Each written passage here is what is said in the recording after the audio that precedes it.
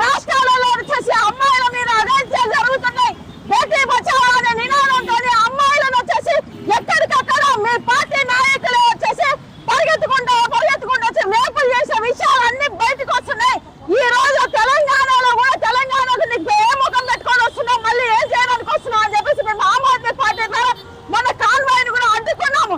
అయినా కూడా ఆయన సంఖ్యలో పెట్టుకొని ఏంటిది ప్రతివాదాలు వచ్చేసి ఆయన సంఖ్యలో దొంగ సంఖ్యలో పెట్టుకొని మేము బేటీ బచావో నినాదంతో ముందుకు వస్తున్నాం అన్నట్టుగా సిగ్గు లేకుండా ఆయన వచ్చేసి ఏంటి రేవంత్ రెడ్డి ముందంటే వచ్చేసి ఆయన వచ్చేసి నా కిషన్ రెడ్డి నా ఫ్రెండ్, బండి సంజయ్ నా ఫ్రెండ్ అని ఈ రోజు వచ్చేసి బీజేపీ ప్రభుత్వం అలాగే వచ్చేసి మన రేవంత్ రెడ్డి రెండు ప్రభుత్వాలు కాంగ్రెస్ అండ్ బీజేపీ తొత్తులుగా ఈ రెండు ప్రభుత్వాలు చేరి ఈ రోజు తెలంగాణ మహిళలకు తెలంగాణలో ఉన్న ఏంటిది చిన్న చిన్న పిల్లలకు కూడా అంటే మైనర్ బాలికలకు ఈ రోజు వచ్చేసి న్యాయం జరగకుండా చేయడానికి ప్రయత్నం చేస్తున్నారు.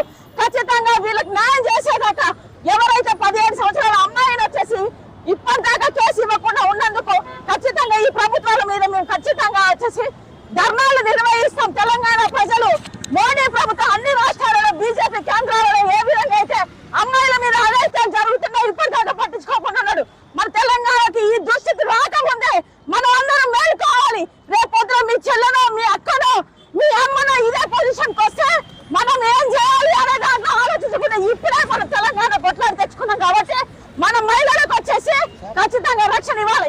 ఈ రోజు ఏంటిది మన సీతక్క ఏం చేస్తున్నది, కొండశివకు ఏం చేస్తుంది, బీజేపీ నాయకురాలు ప్రియా చౌదరి గాని మౌనిక శంకర గాని ఏంటిది కరాటే కళ్యాణి వీళ్ళు ఎప్పుడు చూసినా మొత్తుకుంటుంటారు.